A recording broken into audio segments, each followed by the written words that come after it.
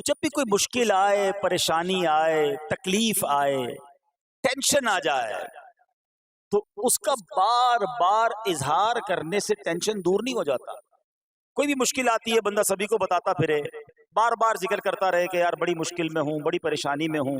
شاعر کہتے ہیں نا کہ دکھوں نے تم کو جو گھیرا ہو تو درود پڑھو، دکھوں نے تم کو جو گھیرا ہو تو درود پڑھو، جو حاضری کی تمنا ہو تو درود پڑھو۔ تو جب ٹینشن دور کرنے کا، مشکل دور کرنے کا، پریشانی دور کرنے کا وظیفہ مل گیا ہے، چابی مل گئی ہے، تو پھر فضول باتیں کرنے کی بجائے ہمیں درود پاک کی کثرت کرنی چاہیے۔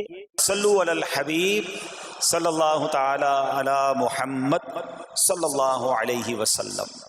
آج میں آپ کو اللہ کے ایک نبی کا واقعہ سنانا چاہتا ہوں۔ یہ واقعہ قرآن مجید میں بہت تفصیل کے ساتھ موجود ہے، اور یہ واقعہ ایسا ہے کہ میں ان نبی علیہ الصلوۃ والسلام کے عمل کا نام لوں تو نبی علیہ الصلوۃ والسلام کا نام آپ کے ذہن میں خود ہی آ جائے گا۔ یعنی انہوں نے وہ عمل ایسا کیا کہ اب ان کے نام کے ساتھ وہ عمل ایک خاص ٹیگ بن گیا ہے۔ اور اگر میں اب عمل بتاتا ہوں، نام آپ خود بتائیں گے۔ اور ان کا عمل تھا کہ ان کے اندر کمال صبر تھا۔ اب یہ صبر کرنے والے نبی کون ہیں؟ صبر ایوب علیہ السلام۔ مشہور ہے دنیا میں کہ ایوب علیہ السلام کا جو صبر ہے وہ ضرب المثل بن گیا، وہ ایگزامپل بن گیا۔ صبر تو بہت سارے لوگوں نے دنیا میں کیا، مصیبتیں تو بہت سارے اللہ والوں پر آئیں، مگر حضرت ایوب علیہ السلام کو اس قدر کمال کا صبر جو ان کا تھا وہ کیا واقعہ ہے۔ تو آج مشکلیں ہیں، پریشانیاں ہیں، ٹینشن ہیں، لوگ جب پریشان ہوتے ہیں تو صبر کا دامن تھامنے کی بجائے نارملی بے صبری، شکوے اور شکایات کی طرف جاتے ہیں۔ تو زندگی میں جب بھی کوئی معاملہ آئے نا، ہمیں اللہ کے کلام کی طرف رجوع کرنا چاہیے، اللہ والوں کی سیرت کی طرف رجوع کرنا چاہیے، اور رب کریم کے جو منتخب ترین بندے ہیں، دنیا کے افضل ترین جو افراد ہیں، وہ انبیاء کرام علیہ الصلوۃ والسلام ہیں۔ تو ہمیں جب بھی کوئی پرابلم آئے، جب بھی کوئی مسئلہ درپیش ہو، پہلے دیکھیں اللہ والوں نے اس موقع پر کیا کیا تھا، قرآن کیا کہتا ہے، حدیث کیا کہتی ہے، تو پھر زندگی میں چیزیں آسان ہو جاتی ہیں۔ تو حضرت ایوب علیہ الصلوۃ والسلام کی سیرت کے بارے میں جانتے ہیں کہ آپ حضرت اسحاق علیہ الصلوۃ والسلام کی اولاد میں سے ہیں، اور ان کی والدہ حضرت لوط علیہ الصلوۃ والسلام کے خاندان سے ہیں۔ اللہ تعالیٰ نے آپ کو ہر طرح کی نعمت سے نوازا تھا۔ آپ حسن و صورت والے بھی تھے، یعنی آپ کو اللہ پاک نے بہت خوبصورت بھی بنایا تھا، اور اللہ کریم نے مال بھی بہت دیا، اولاد میں بھی کثرت دی، یعنی ویل آف لائف تھی، خوبصورتی بھی ہے، مال بھی ہے، اولاد بھی ہے۔ اچھا، پھر ظاہر مال تھا تو گھر بھی تھے، جانور بھی تھے۔ اس زمانے میں جو ویلتھ ہوتی تھی، جو پیسہ ہوتا تھا، وہ جانوروں کی صورت میں ہوتا تھا۔ آج کل لوگ گاڑیاں رکھتے ہیں، سونا زیورات رکھتے ہیں، اس زمانے میں جانور ہوتے تھے۔ بلکہ اب بھی اگر پاکستان کے بھی آپ انٹیریئر کے ایریا میں چلے جائیں، گاؤں گوٹھ میں جائیں، تو لوگ اپنا مال و دولت سے جانور ہی خرید رہے ہوتے ہیں۔ ان کے نزدیک یہی ان کا جو ہے وہ جو بھی ان کا کاروبار ہوتا ہے اور مال ہوتا ہے۔ اب آپ پر امتحان آیا، آزمائش آئی، اور وہ آزمائش کیسے آئی کہ پہلے آپ کا مکان گرا، اور خاندان کے جتنے افراد تھے اور آپ کے بیٹے تھے، جتنے بھی آپ کے بیٹے تھے نا، وہ سب اس مکان کے تلے دب کر انتقال کر گئے۔ اللہ اکبر۔ آپ کو آ کر خبر دی جاتی گئی کہ حضور آپ کا مکان گر گیا ہے، آپ کے بچے دب گئے اور دب کر ان کا انتقال ہو گیا ہے۔ آپ فرماتے تھے میرا کیا ہے، جس کا تھا اس نے لے لیا، جب تک اس نے مجھے دے رکھا تھا وہ میرے پاس تھا، جب اس نے چاہا اس نے واپس لے لیا، اسی نے دیا تھا نا۔ تھوڑی دیر بعد خبر آئی کہ آپ کے جتنے جانور تھے، ہزارہا اونٹ تھے، بکریاں تھی، ریوڑ کے ریوڑ تھے، سارے جانور جو ہیں وہ مر گئے۔ کسی نے آ کر کہا کہ اب آپ کی جتنی دولت تھی، جتنے جانور تھے، وہ بھی مر گئے۔ سبحان اللہ۔ آپ اللہ کا شکر بجا لاتے کہتے یا اللہ جو رب کا تھا اس نے واپس لے لیا، اسی کا تھا جتنی دیر چاہا میرے پاس رہا، واپس لے لیا اس نے۔ میں اپنے رب کی رضا پر راضی، میں اس امتحان پر راضی ہوں۔ اللہ اکبر۔ اب کیا ہوا کہ آپ کی تمام کھیتیاں اور جو باغات تھے، بہت بڑی زمینیں تھیں، بڑے بڑے کھیت تھے، وہ بھی سارے کے سارے برباد ہو گئے۔ کسی نے آ کر بتایا کہ حضور اب تو کھیت بھی گئے، اب باغات بھی گئے۔ آپ نے فرمایا کہ جس کا تھا اس نے لے لیا، میں اس کی رضا پر راضی ہوں۔ جب تک میرے پاس تھا وہ میرے پاس تھا، اب رب نے واپس لینا چاہا تو اس نے لے لیا۔ اب he was empty handed، یعنی اب کچھ بھی نہیں تھا، نہ بچے ہیں، نہ مال ہے، نہ جانور ہے، نہ مکان ہے۔ مگر حضرت ایوب علیہ السلام کی زبان پر پھر بھی شکر ہے، اب بھی شکر ہے، شکوہ نہیں ہے کہ اللہ میں تیری رضا پر راضی ہوں۔ لیکن ابھی امتحان ختم نہ ہوا تھا، اور اس امتحان کے پیچھے بعض مفسرین نے ایک اور قول بھی نقل کیا کہ شیطان نے حضرت ایوب علیہ السلام کو دیکھ کر اللہ کی بارگاہ میں کہا کہ مولا یہ تیرا بندہ اس لیے تیرا شکر گزار ہے کہ تو نے اسے بڑا نوازا ہے، بڑا مال دیا ہے، اولاد دی ہے، گھر دیا ہے۔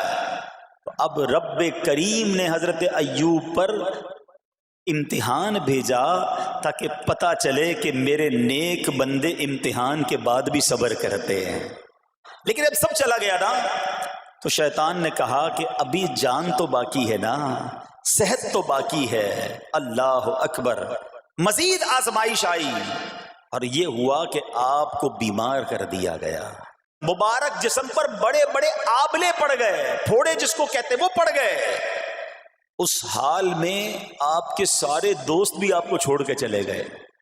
آج کل ویسے بھی حال ایسا ہی ہے جناب، جب تک پیسہ ہے، شہرت ہے، آپ کے پاس کوئی مال ہے تو آس پاس بہت سارے لوگ ہوتے ہیں، مگر جب یہ سب چیزیں چلی جائیں نا تو بعض اوقات ایسی کنڈیشن میں اپنے اور پرائیوں کی جانچ بھی ہو جاتی ہے کہ اب کون کھڑا ہے۔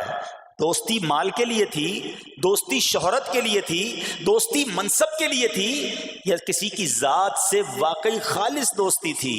اب کیا ہوا، آپ کے سارے رشتہ دار، سارے دوست بھی دور چلے گئے، سوائے آپ کی فرما بردار زوجہ تھی جن کا نام تھا رحمت بن افراہیم، اور یہ حضرت یوسف علیہ السلام کی پوتی بھی تھی، اللہ کے نبی کی آل سے تھی، وہ آپ کی خدمت کرتی رہی۔ اب جسم پر پھوڑے ہیں، آبلے ہیں، ایک بیوی ہے، نہ پیسہ ہے، نہ مال ہے، نہ بچے ہیں، واٹ ایور جو تھا سب ختم، مگر زبان ہے کہ اس پر پھر بھی اللہ کا ذکر جاری ہے، پھر بھی شکر جاری ہے، پھر بھی صبر ہے۔ بات کرنا آسان ہے جناب، مشکل آئے اور صبر کرے بندہ، اصل امتحان یہ ہے۔ زباں پر شکوائے رنجو علم لایا نہیں کرتے، زباں پر شکوائے رنجو علم لایا نہیں کرتے، نبی کے نام لیوا غم سے گھبرایا نہیں کرتے۔ ہم میں سے کسی پر ایسی آزمائش نہیں آئی نا، چھوٹی موٹی آزمائشیں تو آتی رہیں گی۔ ایک بات یاد رکھنا، یہ زندگی کی جو گاڑی ہے نا، یہ مسائل کے پہیوں پر ہی چلتی ہے۔ ہمیں بعض اوقات کسی کی گاڑی، کسی کا مکان، کسی کا خوبصورت چہرہ، کسی کی مسکراہٹ دیکھ کر لگتا ہے یار یہ تو دنیا کا سب سے سخی آدمی ہے۔ ایسا نہیں، تو یہ نہ سمجھے کہ سارا جہان جناب سخی ہے اور میں اکیلا دکھی ہوں، ایسا نہیں ہوتا، بلکہ ہر اس جہاں میں تقریباً ہر بندہ ایسا ہوتا ہے جس کے ساتھ کوئی نہ کوئی دکھ لگا ہوا ہوتا ہے، کوئی نہ کوئی پریشانی ہے، کسی کو مال کی پریشانی، کسی کو روزگار کی پریشانی، کسی کو بیماری لگی ہے، کسی کو اور ٹینشن ہے۔ تو یہ کبھی بھی نہ سوچیں کہ میں زندگی گزاروں گا اور کوئی ٹینشن نہیں آئے گی۔ تیار رہو امتحان کے لیے، امتحان ضرور آنا ہے۔ اب کمال یہ ہے کہ اس امتحان میں پاس کون ہوتا ہے۔ حضرت ابراہیم پر امتحان آیا، زبان پر صبر ہے، شکر ہے، شکوہ نہیں ہے۔ اب کیا ہوا کہ آپ کا سال ہاں سال تک یہ حال رہا، یہ 2-4 مہینے کا پرابلم نہیں تھا، کئی سال تک آپ بیمار رہے۔ آپ کی زوجہ جو ہے وہ خدمت کرتی رہی۔ اچھا یہاں ایک غلط فہمی دور کر دوں کہ کچھ لوگ یہ کہتے ہیں، یہ کتابوں میں پتہ نہیں کچھ کتابوں میں لکھ دیا گیا کہ حضرت ایوب علیہ السلام کو معاذ اللہ کوڑ کی بیماری ہو گئی تھی۔ ایسا بالکل نہیں تھا، کوڑ کی بیماری نہیں ہوئی تھی، بلکہ نہ کوڑ ہوا نہ جزام ہوا، آپ کو جسم پر پھوڑے پھنسیاں جن کو کہتے ہیں آبلے نکل آئے تھے، کیونکہ کوڑ کی بیماری وہ ہوتی ہے کہ جس سے لوگ نفرت یا حقارت کرتے ہیں۔ اللہ کے کسی بھی نبی کو کبھی بھی کوئی ایسی بیماری نہیں ہوئی جس کی وجہ سے لوگ اس سے حقارت یا نفرت کریں یا دور بھاگیں، کیونکہ اللہ نے ان نفوس قدسیہ کو، ان نیک بندوں کو، ان منتخب شخصیات کو لوگوں کی ہدایت کے لیے بھیجا ہے۔ ان کو کبھی کوئی ایسی چیز نہیں ہوئی کہ جس سے لوگ گھن کھا کر دور بھاگیں، تو یہ بالکل غلط ہے۔ البتہ آپ کے جسم پر آبلے تھے، پھوڑے تھی، اور اللہ اکبر، آپ اس حال میں کیا رب سے عرض کرتے تھے؟ آپ عرض کرتے تھے، قرآن میں یہ الفاظ موجود ہیں، انی مسنی الضر وانت ارحم الراحمین۔ ترجمہ کیا ہے؟ مجھے تکلیف پہنچی اور تو سب مہر والوں سے بڑھ کر مہر والا ہے، رحم کرنے والوں میں سب سے بڑھ کر رحم کرنے والا ہے۔ یعنی اللہ کی بارگاہ میں یہ عرض کرتے تھے، یا اللہ تکلیف پہنچی ہے، رحم تو نے کرنا ہے، تو ارحم الراحمین ہے۔ زمانے سے نہیں کہتے تھے۔ یہاں ایک اور پرابلم ہے، میں کوئی مسئلہ ہوتا ہے، پرابلم آتی ہے، ہم ساری دنیا سے کہتے ہیں یہ مسئلہ ہو گیا، یہ پرابلم ہو گئی۔ نہیں، ساری دنیا میں سے کوئی آپ کا مسئلہ حل نہیں کر سکتا۔ اس سے بات کرو نا جو مسائل کو حل کرنے والا ہے، اس سے عرض کرو نا جو مصیبت کو دور کرنے والا ہے۔ ادھر ادھر جانے کی بجائے پرابلم یہ ہے، جب بھی مشکل آتی ہے ہم سب کے پاس جاتے ہیں، ہم رب کے پاس نہیں جاتے ہیں۔ جاؤ اس کے پاس جو حل المشکلات ہے، جو مصیبتوں کو حل کرنے والا ہے، اس کی بارگاہ میں فریاد کرو۔ وہ شاعر کتنی پیاری بات لکھتے ہیں نا، یہ بہت سارے لوگوں کے لیے درس ہے جو اپنی پرابلمز کے لیے دنیا والوں کے پاس جاتے ہیں۔ ارے اگر پکارنا ہے تو اللہ کی بارگاہ میں پکارو، التجا کرنی ہے تو اللہ کے حبیب سے عرض کرو نا۔ شاعر لکھتے ہیں، کسی کا احسان کیوں اٹھائیں، کسی کو حالات کیوں بتائیں، کسی کا احسان کیوں اٹھائیں، کسی کو حالات کیوں بتائیں، تمہیں سے مانگیں گے تم ہی دو گے، تمہارے در سے ہی لو لگی ہے۔ ہم اللہ کی بارگاہ میں عرض کریں، اللہ کے حبیب کی بارگاہ میں لو لگائیں۔ دنیا والوں کے پاس کچھ نہیں رکھا، لیکن ہم دنیا والوں کو بتا کر اپنے صبر کا ثواب بھی ضائع کر دیتے ہیں۔ دیکھو حضرت ایوب علیہ السلام کا صبر، کسی سے نہ کہا، اللہ کی بارگاہ میں عرض کرتے رہے۔ اب آپ کی آزمائش کا وقت پورا ہوتا ہے، دعا کرتے رہے، التجا کرتے رہے، صبر کرتے رہے۔ حکم ہوا کہ اپنا پاؤں زمین پر مارو۔ حضرت ایوب علیہ السلام نے پاؤں زمین پر مارا تو زمین سے ایک چشمہ پھوٹ اٹھا۔ حکم الہی سے حکم دیا گیا کہ اب اس پانی سے غسل کرو۔ آپ نے جب اس پانی سے غسل کیا تو آپ کی تمام بیماریاں دور ہو گئیں۔ پھر آپ 40 قدم چلے، دوبارہ زمین پر قدم مارنے کا حکم دیا۔ قدم مارتے ہی ایک اور خوبصورت لذیذ ٹھنڈے پانی کا چشمہ نمودار ہوا۔ پانی ٹھنڈا، میٹھا اور لذیذ تھا۔ اب آپ نے وہ پانی پیا تو آپ کے باطن میں نور ہی نور پیدا ہو گیا، اور آپ کو اعلیٰ درجے کی صحت و نورانیت حاصل ہو گئی۔ اور سنو، میرا رب تو قادر ہے نا، اللہ تعالیٰ نے آپ کی وہ ساری اولاد جو دب کر کئی سال پہلے مر گئی تھی، انتقال فرما گئے تھے، اللہ نے ان تمام اولاد کو پھر زندہ فرما دیا، اور آپ کی بیوی کو دوبارہ جوانی بخشی، اور اب اس کے بعد بھی آپ کی کثیر اولاد ہوئی۔ سنو سنو، جو جانور چلے گئے تھے نا، اللہ نے مویشی، اسباب و خزانہ اس سے زیادہ آپ کو پھر سے عطا فرما دیا۔ صبر کیا تھا نا۔ ان اللہ مع الصابرین۔ اچھا، یاد سب کو ہے یہ آیت، بچپن سے یاد ہے، اللہ صابروں کے ساتھ ہے، صبر کرنے والوں کے ساتھ ہے، مگر صبر کرنا نہیں ہے۔ امتحان آنا ہے تو صبر کرنا نہیں ہے، آیت سب کو پتا ہے۔ اچھا، جس کے ساتھ پرابلم ہو جائے نا، اس کو بھی بندہ درس دینے جا رہا ہوتا ہے، بھائی صبر کرنا، اللہ آپ کو صبر دے، لیکن جب اس پر امتحان آتا تو یہ صبر کرتا نہیں ہے۔ دوسروں کو درس دے رہا تھا، آج تیری باری آئی ہے نا، تو صبر کا دامن نہ چھوڑیں۔ میں آپ کو ایک بات سوال پوچھنا چاہتا ہوں، آج کل ہم بڑے لوگوں سے تعلقات کیوں بنانے کی کوشش کرتے ہیں؟ یار جب کوئی مشکل ٹائم آئے گا نا تو یہ بندہ کام آئے گا، یہ پیسے والا دوست ہے، یہ اس کے تعلقات بہت ہیں، اس کی گورنمنٹ میں بات ہے، اس کی وکیلوں میں بات ہے، 4-5 ایسے دوست ہونے چاہیے۔ یہ ڈاکٹروں کے اندر بڑی اچھی اس کی دوستی ہے، کوئی ڈاکٹر کا بھی کام آئے گا تو یہ بندہ کام آ جائے گا۔ ہم دنیا والوں سے تعلقات اس لیے بناتے ہیں تاکہ یار مصیبت آئے تو یہ بندہ کام آئے، اور نارملی اکثر ایسا ہوتا ہے کہ جس سے امید رکھی ہوتی ہے مصیبت کے وقت غائب ہو جاتا ہے۔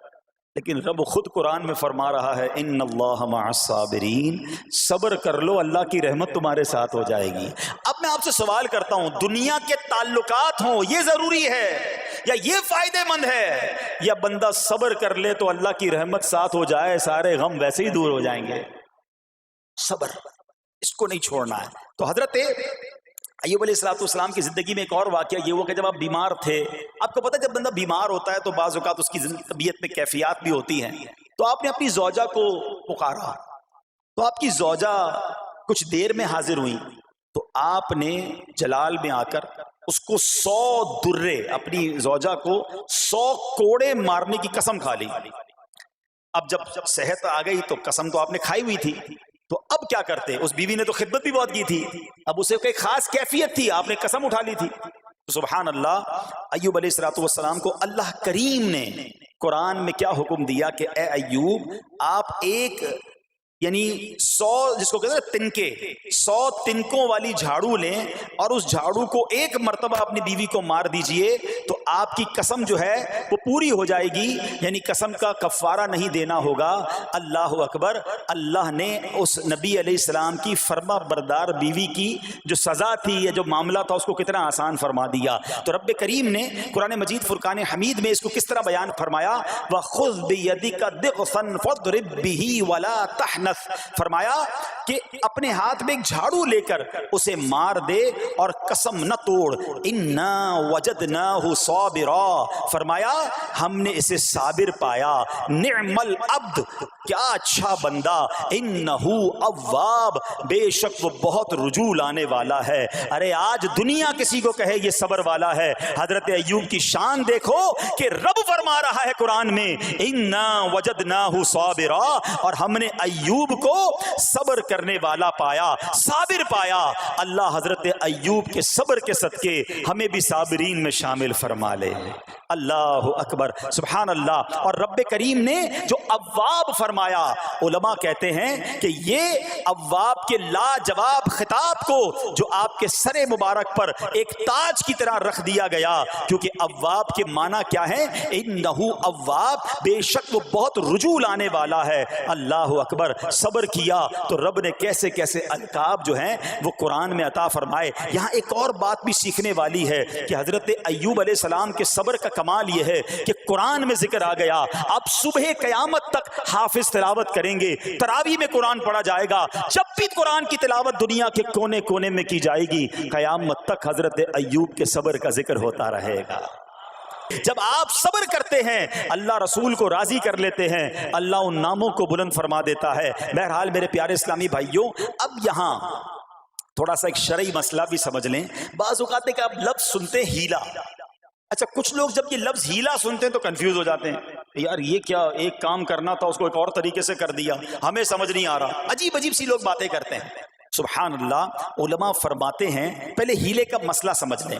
فتاوی عالمگیری میں ہے جو ہیلا کسی کا حق مارنے یا اس میں شبہ پیدا کرنے یا باطل ذریعے سے فریب دینے کے لیے کیا جائے وہ مکروہ ہے، اور جو ہیلا اس لیے کیا جائے کہ آدمی حرام سے بچ جائے یا حلال کو حاصل کر لے وہ اچھا ہے۔ انما الاعمال بالنیات، غلط نیت سے ہیلا کہ کسی کا حق دبا لوں یا معاذ اللہ زکوٰۃ ادائی نہ کرنی پڑے، تو اللہ کو کوئی دھوکہ نہیں دے سکتا، اللہ دیکھ رہا ہے کہ اس کی نیت کیا ہے۔ لیکن ہیلا اس لیے ہے کہ حرام سے بچ جائے، حلال حاصل کر لیا جائے، تو اس کی جو جواز کی صورتیں ہیں علماء نے فرمایا یہ آیت اس میں دلیل ہے، اور آیت کیا تھی؟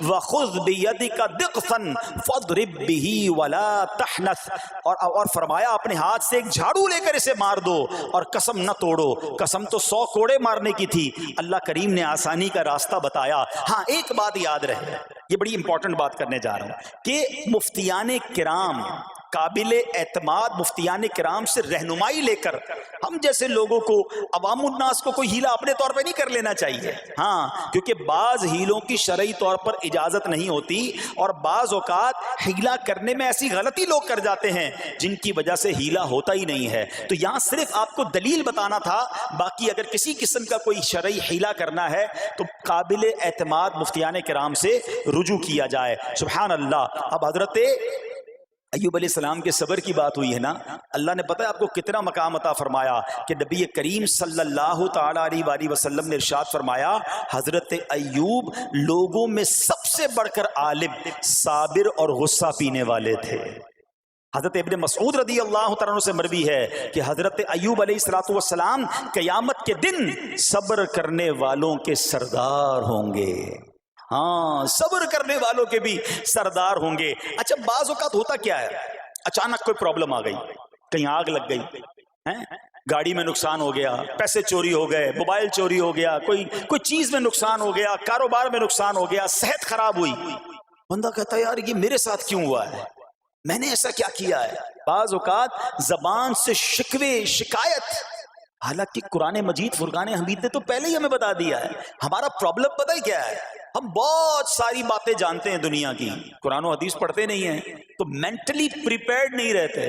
آپ کو پہلے ہی پتا ہو کہ یار گرمیاں آنے والی ہیں تو اچانک گرمیاں آئیں گی تو پریشان نہیں ہوں گے نا۔ آپ کو پتا تھا جون جولائی میں گرمیاں ہوتی ہیں، بھائی سردیاں نہیں ہوتی، آپ پنکھا بھی تیار رکھتے ہیں، ٹھنڈا پانی کا انتظام بھی رکھتے ہیں، گرمی کے وقت باہر کم نکلتے ہیں، اور سردیاں آتی ہیں آپ کو پہلے ہی پتا ہوتا ہے، اب رضائی تیار کر لیتے ہیں، سویٹر نکال لیتے ہیں۔ ایسا نہیں ہوتا کہ صبح اٹھتے تو 40 ڈگری ہوتا ہے، دوسرے دن اٹھتے تو 5 ڈگری ہوتا ہے، بندہ کہ یار آج ٹھنڈ کیوں ہو گئی، کل گرمی کیوں ہو گئی۔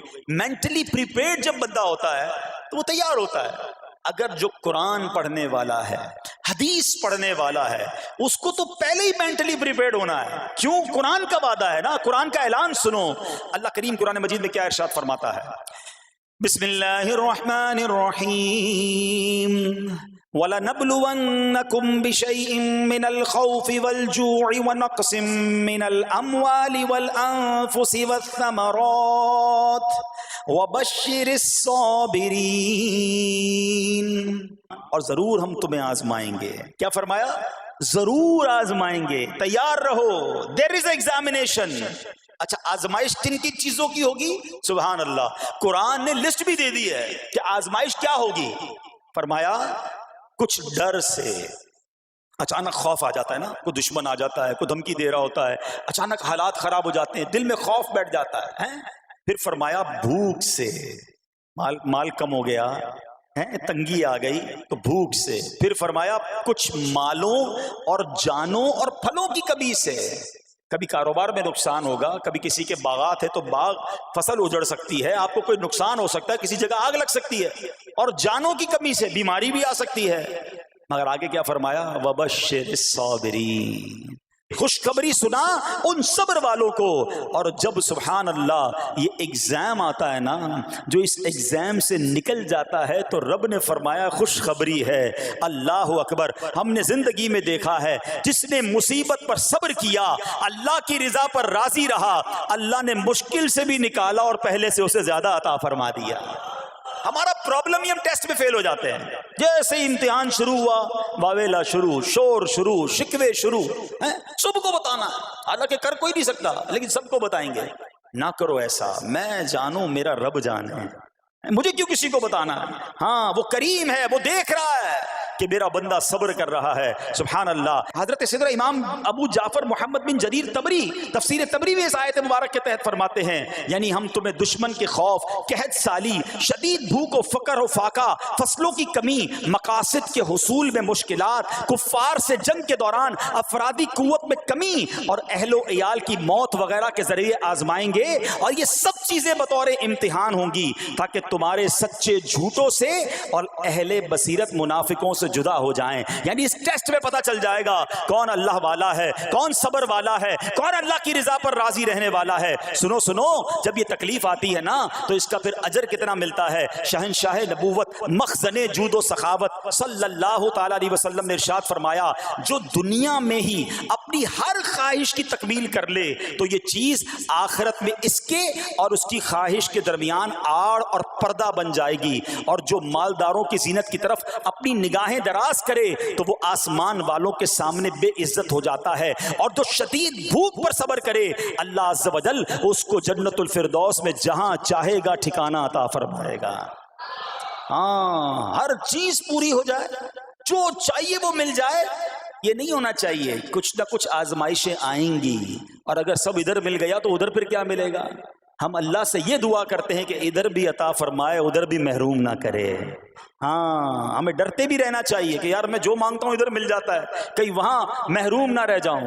تو آزمائش آئے تو صبر کرنا چاہیے, اللہ کی رضا کے طور پہ زندگی گزارنی چاہیے. ایک بار نبی پاک علیہ الصلوۃ والسلام انصار کے پاس تشریف لے گئے تو فرمایا کیا تم مومن ہو؟ بڑا کمال کا سوال جواب ہے, ذرا غور کیجئے گا. ہمارے پاس بھی کوئی آ کر کہے کہ کیا تم مومن ہو تو ہم کیا جواب دیں گے؟ صحابہ خاموش رہے. سیدنا فاروق اعظم نے کہا حضور ہاں ہم مومن ہیں. شاید ہمارا بھی جواب یہی ہوگا ہم مومن ہیں. مگر اگلا سوال سنو نبی پاک علیہ الصلوۃ والسلام کا. فرمایا کہ اگر تم مومن ہو تو تمہارے ایمان کی علامت کیا ہے؟ ہاں اب ہم سے کوئی یہ سوال کرے تو ہم جواب کیسے دیں گے؟ بھائی تم کہہ رہے ہو مومن ہیں, واٹ از دا سمٹمز, کوئی نشانی کوئی علامت تو بتاؤ نا. اب یہ سوال کرنے والے کون ہیں؟ پیارے آقا صلی اللہ تعالی علیہ وآلہ وسلم. صحابہ سامنے بیٹھے ہیں. ارشاد فرمایا مومن ہو تو علامت کیا ہے؟ کیا شاندار جواب دیا کہ صحابہ کرام نے کہ ہم جب فراخی کی حالت ہوتی ہے نا, آسانی ہوتی ہے تو ہم شکر ادا کرتے ہیں. جب آزمائش آتا ہے, کوئی پرابلم آتی ہے, ہم صبر کرتے ہیں اور اللہ کے فیصلے پر راضی رہتے ہیں. نبی اکرم علیہ الصلوۃ والسلام نے جواب میں کیا فرمایا؟ رب کعبہ کی قسم تم مومن ہو. تو پتہ یہ چلا کہ مومن ہونے کی نشانی یہ ہے کہ جب اچھے دن آئیں تو شکر کرے اور مشکل کے دن آئیں تو اللہ کی رضا پر, اللہ کے فیصلوں پر راضی رہے, صبر کرے. اب آؤ سوال کرتے ہیں.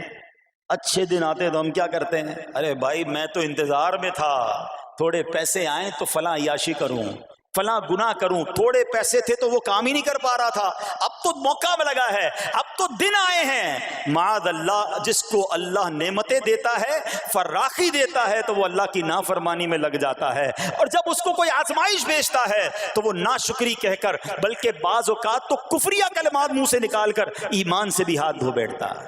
ایسا نہیں ہونا چاہیے.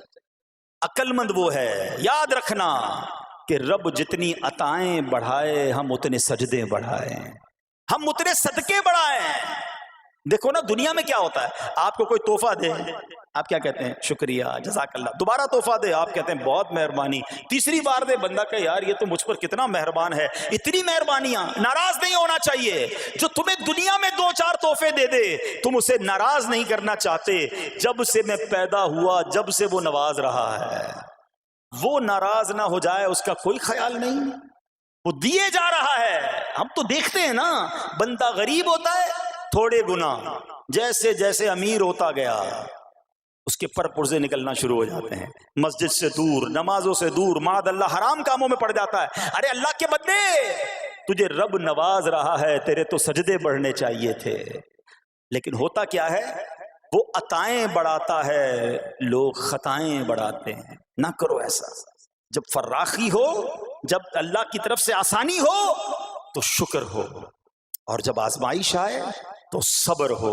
یہی مومن کی نشانی ہے. اور اللہ سے دعا کرتے ہیں کہ اللہ کریم ہمیں اپنے شکر گزار اور صبر کرنے والے بندوں میں شامل فرما لے. اور یقین کریں صبر کا جو پھل ہے نا, وہ کہتے ہیں نا صبر کا پھل میٹھا. او ہو بالکل ٹھیک کہا, بلکہ بہت میٹھا ہے. سنو, اللہ عز و جل فرماتا ہے کہ جب میں کسی بندے کو بیماری میں مبتلا کروں, ہو سکتا ہے یہاں بھی میرا کوئی بھائی بیمار بیٹھا ہو, مدنی چینل کے ناظرین میں سے کوئی بیمار بیٹھا ہو. دیکھو بیماری آئے نا, شکوہ مت کرنا, صبر کرنا. فضیلت سنو, حدیث قدسی ہے, اللہ فرماتا ہے جب میں اپنے کسی بندے کو بیماری میں مبتلا کروں اور وہ اس پر صبر کرے, کسی سے شکایت نہ کرے, تو میں اس کے گوشت کو اچھے گوشت سے اور اس کے خون کو اچھے خون سے بدل دیتا ہوں. پھر اگر اسے شفا دیتا ہوں تو ایسی شفا دیتا ہوں کہ اس کے نامہ اعمال میں کوئی گناہ نہیں رہتا. اور اگر میں اسے دنیا سے اٹھا لوں تو اسے اپنی رحمت کاملہ کے سائے میں لے جاتا ہوں. ارے کمال ہو گیا. بیماری آئی, بیماری جب جاتی ہے تو گناہوں سے بھی پاک کر کے جاتی ہے. صرف ایک ہی تو کنڈیشن ہے, صبر کرنا. بیماری آئی صبر کرنا، ہاں کسی سے بات نہ کریں، شکوہ نہ کریں، اللہ کی بارگاہ میں عرض کریں مولا تیری مہربانی، ہاتھ میں درد ہے باقی جسم تو سلامت ہے، اے اللہ آنکھ میں درد ہے باقی جسم تو سلامت ہے، اے اللہ گردوں میں پرابلم ہے میرا باقی جسم تو سلامت ہے، یہ بھی تیری مہربانی ہے۔ اللہ کرے کہ ہم شکر گزار بندے بن جائیں، کیونکہ یہ بیماری تو ہمارے گناہ معاف کروانے آئی تھی، مگر افسوس یہ ہے کہ جو گناہ معاف کروانے والا کام ہمارے ساتھ ہوا اس میں بھی ہم نے اللہ کو ناراض کر دیا اور شکوے شکایات کی۔ سنو سنو، اس نے اخلاق کے پیکر نبیوں کے تاجور صلی اللہ تعالی علیہ وسلم نے ارشاد فرمایا، ابھی تو صرف بیماری کی بات ہوئی نا، اب آؤ اگر کسی کو کاروبار میں نقصان ہو گیا، کسی کے پیسے کم ہو گئے، کسی کی جان و مال کا کوئی نقصان ہوا، کوئی آگ وغیرہ لگ گئی، سنو اللہ کے حبیب علیہ الصلوۃ والسلام فرماتے ہیں کہ اللہ ارشاد فرماتا ہے، پھر حدیث قدسی ہے کہ جب میں اپنے کسی بندے کے بدن یا اس کے مال یا اس کی اولاد کی طرف کوئی سختی بھیجوں، پھر وہ صبر جمیل کے ساتھ اس کا استقبال کرے تو قیامت کے دن مجھے اس سے حیا آئے گی کہ میں اس کے لیے میزان قائم کروں یا اس کا نامہ اعمال کھولوں۔ ہائے ہائے ہائے، سمجھتے ہو اس کا مطلب؟ اللہ فرما رہا ہے مجھے حیا آئے گی کہ اپنے بندے سے اب کیا حساب لوں۔ جب آزمائش بھیجی تھی تو اس نے صبر کیا تھا، اس نے شکوہ نہیں کیا تھا۔ خدا کی قسم میں آپ سے پوچھتا ہوں، میرا کوئی نقصان ہو جائے اور قیامت کے دن میرا نامہ اعمال نہ کھولا جائے، مجھے اللہ کی بارگاہ میں حساب نہ دینا پڑے، مجھے بتاؤ یہ دنیا کے حساب نقصان کی کیا حیثیت ہے اگر ادھر بخشا جائے۔ سنو تو صحیح، رب فرما رہا ہے کہ مجھے حیا آتی ہے کہ اس کے لیے میزان قائم کروں یا اس کا نامہ اعمال کھولوں۔ ارے یہ ساری دنیا کی دولت، یہ ساری دنیا کی آسائش ایک طرف، اگر قیامت کے دن حساب کتاب میں آسانی مل جائے، اللہ بلا حساب جنت میں داخل کر دے، اس سے بڑھ کر کوئی نعمت نہیں۔ مگر آج افسوس یہ ہوتا ہے کہ اگر کسی پر امتحان آتا ہے وہ اس امتحان میں فیل ہو جاتا ہے۔ اس حدیث میں ایک لفظ استعمال ہوا صبر جمیل کے ساتھ۔ اب یہ بھی بڑا مسئلہ ہے کہ لوگوں کو یہی نہیں پتا کہ صبر جمیل ہے کیا۔ لوگ کہتے تو بہت ہیں اللہ پاک آپ کو صبر جمیل عطا فرمائے، اب اس سے پوچھو بھائی صبر جمیل کی تعریف کیا ہے تو پھر تعریف نہیں پتا ہوتی۔ یہ کسی جمیل بھائی کا صبر نہیں ہے کہ جس کو صبر جمیل کہا جاتا ہے۔ صبر جمیل کی تعریف سمجھو۔ علماء کہتے ہیں کسی مصیبت زدہ اور غیر مصیبت زدہ کو برابر میں دیکھو مگر دونوں میں کوئی فرق نظر رہا ہے، یعنی چہرہ بھی نہ بتائے کہ وہ کسی مشکل میں ہے، اس کی عادتیں بھی نہ بتائیں کہ وہ کسی پرابلم میں ہے، یعنی اس کو دیکھ کر پتہ ہی نہ چلے کہ وہ بڑی مشکل میں ہے۔ فرمایا یہ ہے صبر جمیل۔ مگر آج ہمارا حال یہ ہے، ہمارا چہرہ بتا دیتا ہے بھائی خیر تو ہے، بڑی ٹینشن میں ہو، ہاں یار کیا کروں بس موبائل ٹوٹ گیا، ارے بھائی بڑی چہرے پہ بڑی ہوائیاں اڑ رہی ہیں، بس کیا کروں جناب آج 5,000 روپے کھو گئے، 5,000 روپے کھو جائیں، چھوٹا سا نقصان ہو جائے، ہمارا چہرہ بتا دیتا ہے کہ ہمارے ساتھ کوئی معاملہ ہوا ہے۔ صبر جمیل یہ ہے کہ دیکھ کر کوئی پہچان ہی نہ سکے کہ یہ بندہ کتنی مشکل میں ہے، چاہے اندر کتنی تکلیف میں ہو، دنیا والوں کو نہ بتائے کیونکہ وہ رب کا بندہ ہے، وہ اللہ کی بارگاہ میں فریاد کرے۔ یہ صبر جمیل ہے اور اللہ اسے ہم سب کو نصیب فرمائے۔ ہاں یہ بڑی کمال کی بات ہے۔ ہم کیا کرتے ہیں سارے جہان کو بتاتے ہیں، اچھا پھر آخر میں لوگ کہتے بھی ہیں جب پورے محلے کو بتا دیا نا پھر اس کے بعد کہتے ہیں بس کیا کریں بھائی صبر ہی کر رہے ہیں۔ اب آپ صبر نہیں کر رہے حضرت، ہاں آپ کا صبر چلا گیا، آپ نے ساری دنیا کو تو بتا دیا۔ صبر یہ ہے کہ صبر پہلے صدمے پر ہوتا ہے، جیسے ہی آپ کو کوئی صدمہ لگا نا اب آپ جانے رب جانے، نہ بتائیں کسی کو، ٹھیک ہے وہ الگ بات ہے آپ کسی کو دعا کے لیے کہہ دیں، لیکن بڑا نقصان ہو گیا، بڑی مشکل ہو گئی، بڑی پریشانی ہو گئی، اس سے حل تو کوئی نہیں ہونا۔ اچھا ہمارا ماجرا ایک اور بھی بڑا عجیب ہے، مشکل ہو جائے تو سب کو بتاتے ہیں، آسانی ہو جائے تو پھر کسی کو نہیں بتاتے ہیں۔ 5,000 کا نقصان سارے محلے کو پتا ہے، 50,000 کا فائدہ ہوا پھر کسی کو بتایا آپ نے؟ نہیں یار بتاؤں گا تو نظر لگ جائے گی، گھر والوں کو تو بالکل بھی نہیں بتاؤں گا خرچہ بڑھا دیں گے۔ گھر والوں کو ساری ٹینشن کی خبریں جا کے دے رہے ہوتے ہیں، مارکیٹ میں بڑا نقصان ہو گیا، آج بڑا مندہ ہے، ارے بھائی کاروبار بالکل نہیں ہے، تاکہ گھر والوں کا خرچہ روک سکے، اور جیسے ہی کاروبار اچھا ہو گیا گھر جاتے پھر بھی وہی والا منہ بنا لیتے ہیں تاکہ ان کو پتہ نہ چلے میں بڑے پیسے کمانے لگا ہوں۔ یہ نہ کیا کریں۔ ہاں ٹینشن آپ کسی کو بتا کر اپنا صرف ثواب ضائع کرتے ہیں، باقی کچھ نہیں ہوتا، کرنا رب نے ہے۔ اور یہ اگر آزمائش میرے درجے بلند کرنے آئی ہے، اگر یہ آزمائش مجھے اللہ کے قریب کرنے آئی ہے تو پھر تو اس کا استقبال ہونا چاہیے نا۔ ہاں ہمارے بزرگان دین تو آزمائشوں کا استقبال کیا کرتے تھے۔ اور سنو یہاں ہو سکتا ہے کہ میرا کوئی نابینا بھائی بیٹھا ہو، بعض اوقات ایسا بھی ہوتا ہے کہ اچانک کسی کی بینائی چلی جاتی ہے، آنکھیں ٹھیک ہوتی ہیں اور اچانک ایکسیڈنٹ ہوا یا کوئی واقعہ ہوا ہے، بہت بڑی آزمائش۔ اللہ اس آزمائش سے ہمیں محفوظ رکھے۔ مگر دیکھو میرے رب کی شان دیکھو، جب بھی کوئی تکلیف آتی ہے نا، بندہ صبر کرے، اس تکلیف کا اجر تیار ہے، اس کا کمال سے اس کی رحمت تیار ہے، رحمت کی برسات تیار ہے۔ سنو، اللہ فرماتا ہے کہ اے جبرائیل، جب میں اپنی کسی بندے کی بینائی لے لوں تو اس کا اجر یہ ہے کہ میں اسے اپنے دیدار سے مشرف فرماؤں گا۔ ہاں، آنکھیں گئی ہیں مگر اللہ فرماتا ہے میں اپنا دیدار کرواؤں گا، بس صرف صبر کرنا ہے۔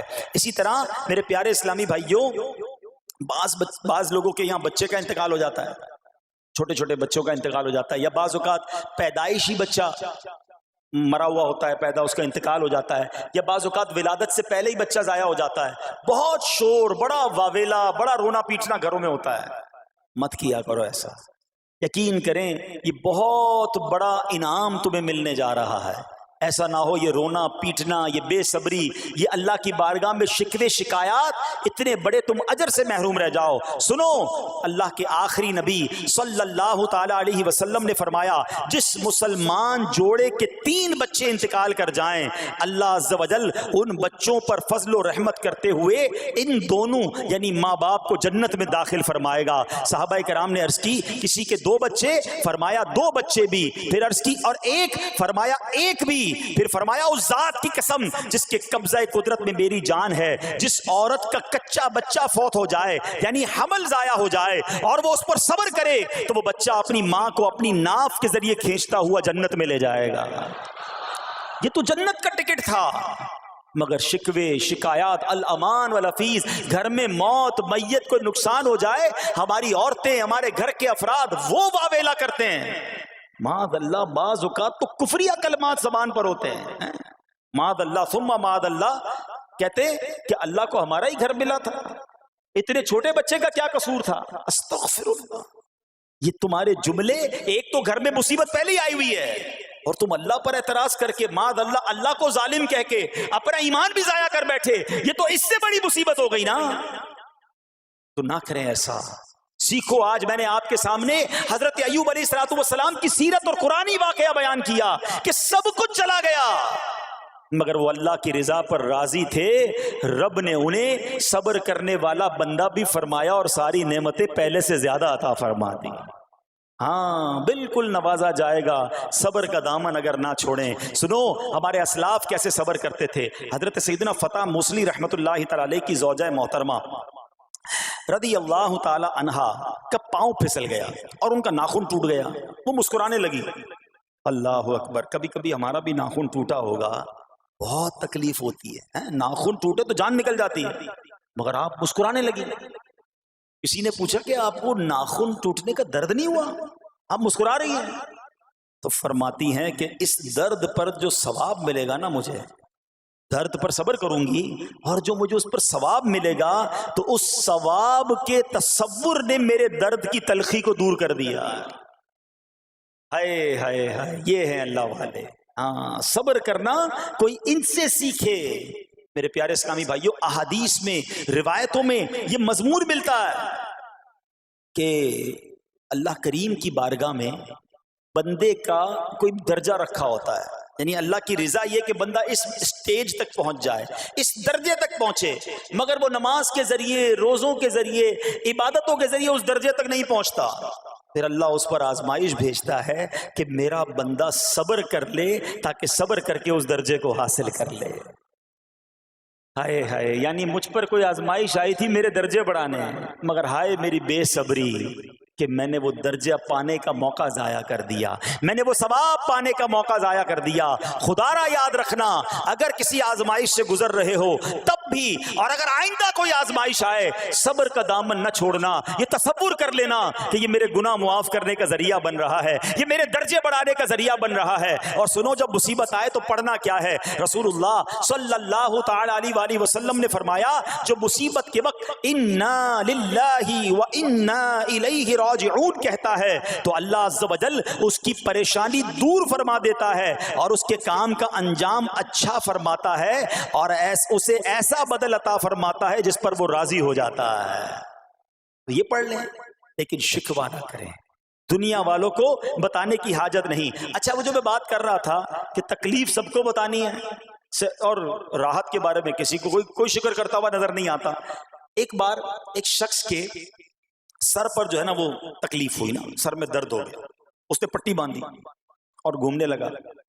اس زمانے میں حضرت رابعہ بصریہ رضی اللہ رحمۃ اللہ تعالی علیہا اللہ کی بہت بڑی ولیاں ہیں. آپ نے اس کو دیکھا کہ کیوں پٹی باندھی ہے؟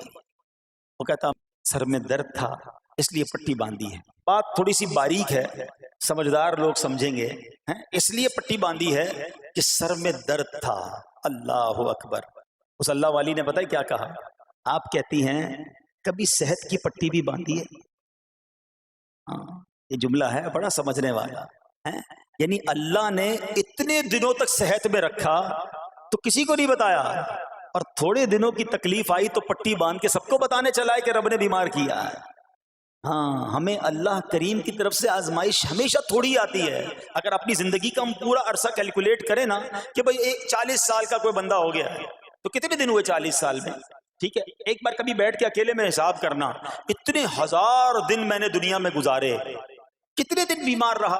تو شاید چند دن, 100 دن, 50 دن, 200 دن بنیں گے. کئی ہزار دنوں میں سے اگر چند دن اللہ نے مجھ پر آزمائش ڈالی تو ہزاروں دن راحت بھی تو ڈالی نا, صحت بھی تو عطا فرمایا. اتنے دن جس رب نے چھاؤں میں کھڑا کیا, اگر تھوڑی دیر کے لیے دھوپ آئی ہے تو مجھے شکوہ نہیں کرنے چاہیے. یاد رکھنا ہر رات کے بعد صبح ہے, ہر دھوپ کے بعد چھاؤں ہے. اگر تم انتظار کرو گے تو رب ایسی رحمت تم پر نازل کرے گا, اپنے غیب کے خزانوں سے عطا فرمائے گا. قرآن میں رب نے وعدہ کیا ہے وَمَن يَتَوَکَّلْ عَلَى اللَّهِ فَهُوَ حَسْبُهُ, جو اللہ پر بھروسہ کرے اللہ اس کے لیے کافی ہے. مگر ہمارا پرابلم یہ ہے کہ جب مشکل آتی ہے ہم یہ ساری باتیں بھول کر بس شکوہ, شکایات اور پریشانی میں چلے جاتے ہیں. ارے آپ اس مصیبت کو اللہ کی طرف سے نعمت سمجھ لو, اللہ کی طرف سے یہ سمجھ لو کہ میرے گناہ معاف کروانے, میرے درجات بلند کرنے کے لیے آیا ہے. اچھا اب ایک اور بات, بعض اوقات شیطان ہے نا وہ کسی کے دماغ میں وسوسہ ڈالتا ہے کہ یار جب میں نمازیں نہیں پڑھتا تھا نا تب تو اتنا پریشان نہیں رہتا تھا, جب سے نمازیں شروع کی, دعوت اسلامی کے اجتماع میں آنے لگا, مدنی قافلوں میں سفر شروع کر دیا, اب تو میں نے کچھ ذمہ داری بھی لینا شروع کر دی ہے. ارے میں نے جب سے امامہ پہنا ہے, یہ داڑھی رکھ لی ہے, میری کوئی اسلامی بہن سن رہی ہے کہ بے پردہ گھومتی تھی تو کوئی اتنا ٹینشن نہیں تھا, اب میں نے جناب پردہ کرنا شروع کیا ہے, قرآن پڑھنا شروع کیا ہے تو ٹینشنیں شروع ہو گئی ہیں. اب شیطان بعض لوگوں کے ذہنوں میں یہ وسوسہ ڈالتا ہے کہ میں تو دین کے قریب ہو رہا ہوں, اللہ کے قریب ہو رہا ہوں, اور مجھ پر آزمائشیں کیوں آ رہی ہیں؟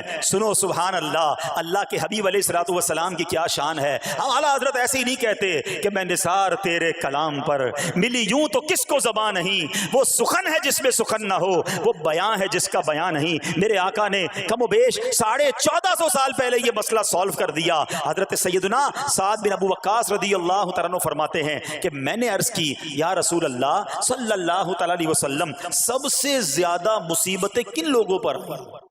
گلی مقاتی نا, پنجابی بچ کہتے ہیں نا گالی بات ہی ختم کر دی. حضور یہ بتائیں سب سے زیادہ مصیبتیں کن لوگوں پر آئیں؟ پیارے آقا نے فرمایا انبیاء پر. اللہ اکبر, اللہ کے سب سے قریب تو انبیاء ہیں نا, انبیاء پر, پھر ان لوگوں کے بعد جو لوگ بہتر ہیں, پھر ان کے بعد جو بہتر ہیں. سنو اب اگلا جملہ, بندے کو اپنی دینداری کے اعتبار سے مصیبت میں مبتلا کیا جاتا ہے. اگر وہ دین میں سخت ہوتا ہے اس کی آزمائش بھی سخت ہوتی ہے, اگر وہ دین میں کمزور ہوتا ہے تو اللہ عز و جل اس کی دینداری کے مطابق اسے آزماتا ہے. بندہ مصیبت میں مبتلا ہوتا رہتا ہے یہاں تک کہ اس کے دنیا میں ہی اس کے سارے گناہ بخش دیے جاتے ہیں. گویا اللہ کی یہ رحمت ہے کہ بندہ بڑا نیک ہو رہا ہے, رب چاہتا ہے کہ اس بندے پر آزمائش بھیجوں, میرا نیک بندہ صبر کرے, اس کے گناہ معاف ہو جائیں اور میرے پاس آئے تو اس کو جنت میں داخل کر دوں. اللہ اکبر. اے پیارے اسلامی بھائیو یاد رکھنا, اب جو میں نے ایک سوال قائم کیا تھا نا کہ یار میں تو دین کے قریب, میں تو اللہ کے قریب ہونے کی کوشش کر رہا ہوں اور ایک کے بعد ایک آزمائش آ رہی ہے, یہ کیا ہے؟ اب ایک اور حدیث سن لو. سبحان اللہ, حضرت سیدنا انس رضی اللہ تعالیٰ عنہ سے روایت ہے, سرکار والا تبار، ہم بے کسوں کے مددگار، شفیع روز شمار، دو عالم کے مالک و مختار صلی اللہ تعالی علیہ وآلہ وسلم نے فرمایا جب اللہ عز و جل کسی بندے سے محبت فرماتا ہے، سننا ذرا غور سے، اللہ عز و جل جب اپنے کسی بندے سے محبت فرماتا ہے یا اسے اپنا دوست بنانے کا ارادہ فرماتا ہے تو اس پر آزمائشوں کی بارش فرما دیتا ہے۔ اب سوال ہے نا کہ میں اللہ دوست بھی بنا رہا ہے، اللہ کریم اس پر محبت بھی فرما رہا ہے اور آزمائشیں بھی بھیج رہا ہے۔ دوست پر آزمائشیں کون بھیجتا ہے؟ دوست کو تو راحتیں ڈالی جاتی ہیں۔ ہائے ہائے، اب یہی تو امتحان ہے، یہی تو چیک ہے۔ سنو، نبی پاک فرماتے ہیں جب اللہ اس پر آزمائش بھیجتا ہے نا، وہ بندہ اپنے رب کو پکارتا ہے، اے میرے رب عز و جل، تو اللہ فرماتا ہے میرے بندے تو جو کچھ مجھ سے مانگے گا میں تجھے عطا فرماؤں گا، تو جلد ہی تجھے دے دوں گا اور اسے تیری آخرت کے لیے ذخیرہ کر دوں گا۔ سبحان اللہ، یعنی اللہ والوں کو آزمایا جاتا ہے، ان کے درجات بلند کیے جاتے ہیں، ان کے گناہ معاف کیے جاتے ہیں۔ تو اے میرے پیارے اسلامی بھائیوں، کبھی بھی یہ ذہن میں خیال مت لانا کہ یار میں دین میں قریب آ رہا ہوں، میری آزمائشیں بڑھ رہی ہیں، سمجھ لو امتحان شروع ہو گیا ہے، ٹیسٹ شروع ہو گیا ہے، اب اس ٹیسٹ میں مجھے کامیاب ہونا ہے اور اللہ کے مزید قریب جانا ہے۔ زندگی میں جو گناہ ہو گئے ہیں یہ میرے گناہوں کا انشاءاللہ کفارہ بن جائے گا، میرے درجات کی بلندی کا سبب بن جائے گا۔ اللہ سے عرض کرنا، اے مولا میں تیری رضا پر راضی، میں تیرے فیصلوں پر راضی، اب تک جو دیا تھا تو نے دیا تھا، یہ سب کچھ تیرا ہے، اے رب جب تو واپس لے گا میں اس پر راضی۔ جب یہ ثابت قدمی نصیب ہو گئی پھر دیکھو غیب کے خزانوں سے کیسا آپ کے دل پر سکینہ اترے گا، پھر کیسا آپ پر رحمتوں کا نزول ہوگا۔ تو اے میرے پیارے اسلامی بھائیوں، مصیبتیں آ چکی اور آنے بھی والی ہیں، پہلے ذہنی طور پر تیار رہنا، مگر صبر کرنا۔ یہ چند دنوں کی، چند گھنٹوں کی، چند لمحوں کی مصیبت ہے، مگر یہ تمہارے درجات کو بلند کر دے گی۔ رب کریم صبر کرنے والوں کو پسند فرماتا ہے، اور جو میں نے بات کہی تھی کہ صبر بھی کریں اور جب اللہ کریم کی طرف سے راحتیں آ جائیں تو شکر بھی کریں۔ کیا شاندار رب کا قرآن میں فرمان ہے، اللہ فرماتا ہے وَإِذْ تَأَذَّنَ رَبُّكُمْ لَئِن شَكَرْتُمْ لَأَزِيدَنَّكُمْ وَلَئِن كَفَرْتُمْ إِنَّ عَذَابِي لَشَدِيدٌ۔ اللہ قرآن میں فرماتا ہے اور یاد کرو جب تمہارے رب نے اعلان فرما دیا کہ اگر تم میرا شکر ادا کرو گے میں تمہیں اور زیادہ عطا کروں گا۔ ہاں شکر کرو رب اور دے گا، مگر اگلا حصہ سمجھنے والا ہے، اور اگر تم ناشکری کرو گے تو میرا عذاب سخت ہے۔ اللہ نے اپنے عذاب سے بھی ڈرایا ہے اور شکر کرنے کا درس بھی دیا ہے۔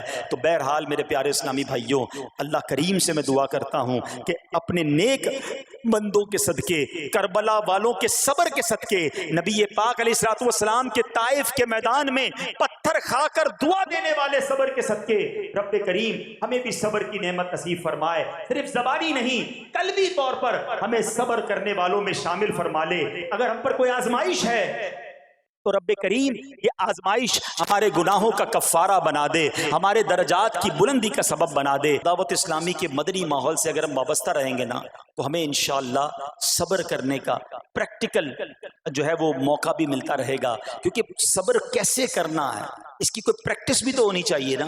تو مدنی قافلے جب ہم اس میں جاتے ہیں نا تو آرام اپنے گھر جیسا نہیں ملتا، کھانا اپنے گھر جیسا نہیں ملتا، بعض اوقات سفر میں تکلیف ہوتی ہے، تو یہ پریکٹیکلی آپ کو صبر کرنے کا موقع ملتا ہے۔ تو اگر آپ واقعی صابرین میں شامل ہونا چاہتے ہیں تو مدنی قافلوں میں سفر اپنا معمول بنائیں۔ اللہ کریم ہم سب کو مدنی قافلوں میں سفر کی توفیق عطا فرمائے۔